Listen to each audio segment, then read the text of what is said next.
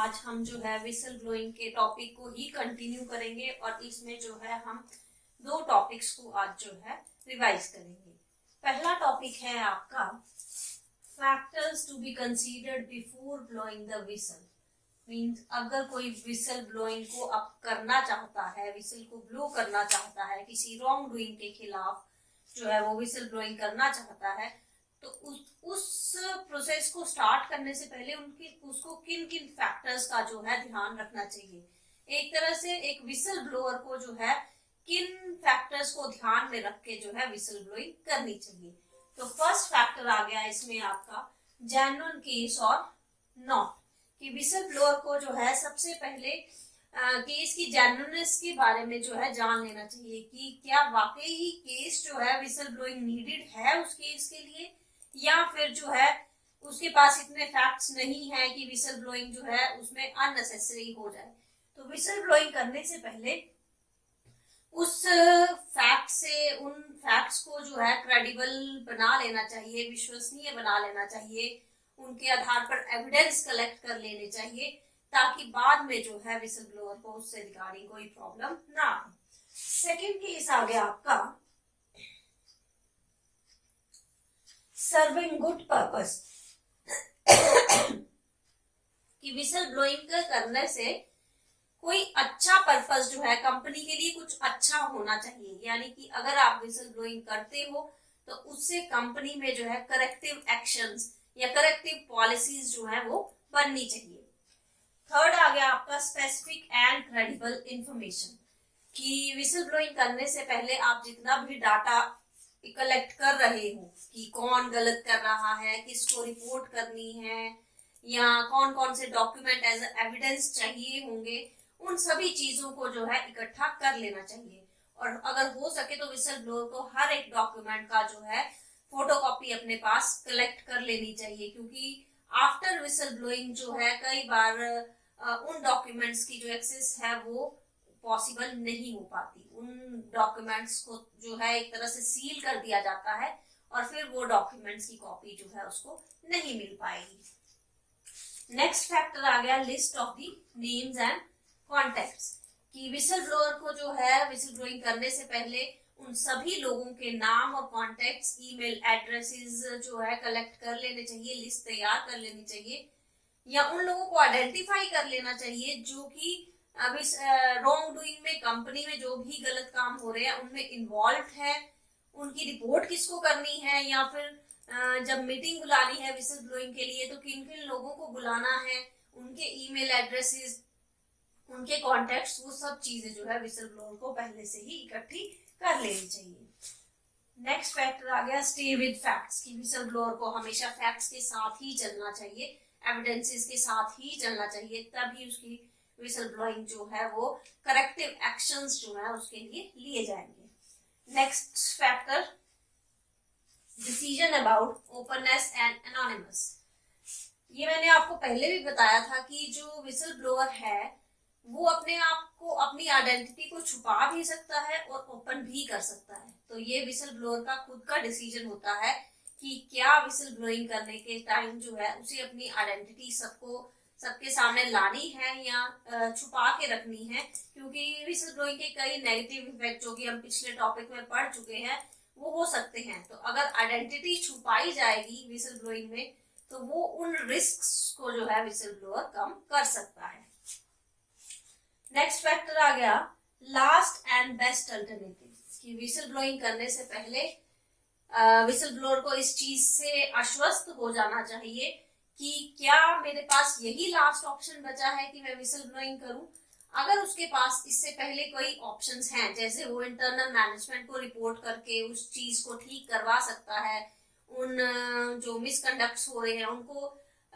ठीक करवा सकता है, तो उस केस में पहले उसे वो प्रेफर जो है, पहले वो प्रोसेस जो है विसल ब्लोअर को प्रेफर करनी चाहिए। लेकिन अगर वो सारी प्रोसेसेस जो है पॉसिबल नहीं हो पा रही हैं या फिर रिपोर्ट करने के बावजूद भी कोई करेक्टिव एक्शन नहीं लिया जा रहा है, तो उस केस में जो है विसल ब्लोअर को जो है विसल ब्लोइंग कर देनी चाहिए। और लास्ट आ गया आपका फॉलो प्रॉपर गाइडलाइंस, कि विसल ब्लोइंग करते टाइम जो है विसल ब्लोअर को प्रॉपर गाइडलाइंस कि कौन से डॉक्यूमेंट्स लगेंगे, किस तरह से विसल ब्लोइंग, किस तरह से मीटिंग बुलाई जाती है, वो सारी गाइडलाइंस जो है उसको फॉलो करनी चाहिए। ये थे आपके फैक्टर्स कि विसल ब्लोइंग करते टाइम जो करने से पहले किन फैक्टर्स को ध्यान में रखा जाना चाहिए। सेकेंड टॉपिक है आज का objectives of internal whistle blowing policy. ये कंपनी में जब विसल ब्लोइंग पॉलिसी बनाई जाती है तो किन उद्देश्यों को ध्यान में रख के जो है बनाई जाती है। तो पहला उद्देश्य, पहला ऑब्जेक्टिव आ गया strengthen a culture of transparency, कि कोई भी कंपनी विसल ब्लोइंग की पॉलिसी तब बनाती है ताकि उसकी कंपनी में जो है वो ट्रांसपेरेंसी बनी रहे। ट्रांसपेरेंसी का मतलब है कि कोई भी काम जो है छिप छिपाव से या इलीगल तरीके से जो है ना किया जाए। जो भी काम, जो भी अकाउंट्स बन रहे हैं अगर, या कोई सेल परचेज का काम कुछ भी हो रहा है, या गवर्नमेंट के फंड्स का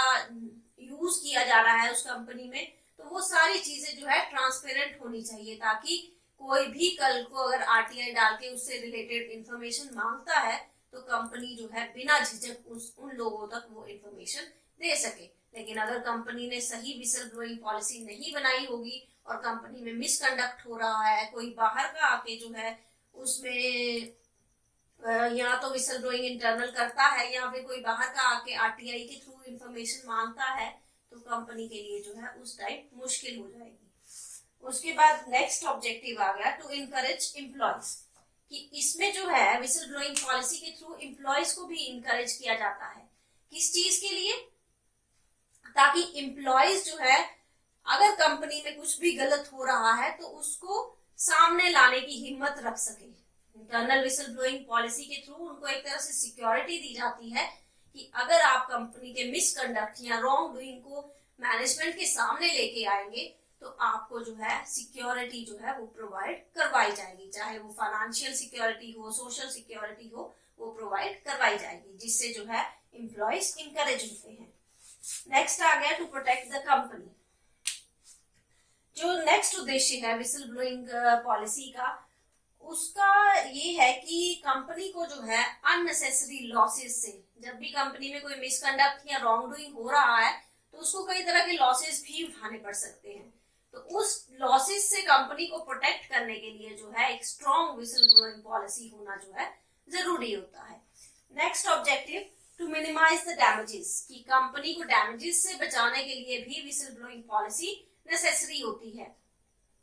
क्योंकि जब विसल ब्लोइंग पॉलिसी के थ्रू जो है कंपनी का मिसकंडक्ट्स को मीडिया के सामने या गवर्नमेंट एजेंसीज के सामने रखा जाएगा तो कई तरह के कोर्ट केसेस जो है चलेंगे, जिसमें लीगल फॉर्मेलिटीज पूरी करने के लिए कंपनी को अननेसेसरी खर्चे जो है वो करने पड़ सकते हैं। दूसरा, कंपनी की रेपुटेशन भी दांव पर लग सकती है। तो इन सभी तरह के फाइनेंशियल, नॉन फाइनेंशियल रिस्क से बचाने के लिए जो है कंपनी को किसी तरह का डैमेज ना हो, एक इंटरनल विसल ब्लोइंग पॉलिसी बनाई जाती है, स्ट्रॉन्ग पॉलिसी बनाई जाती है, ताकि अगर कोई मिसकंडक्ट हो रहा है कंपनी में तो वो उसी टाइम मैनेजमेंट के सामने आ जाए और मैनेजमेंट करेक्टिव एक्शन टाइमली जो है वो ले पाए।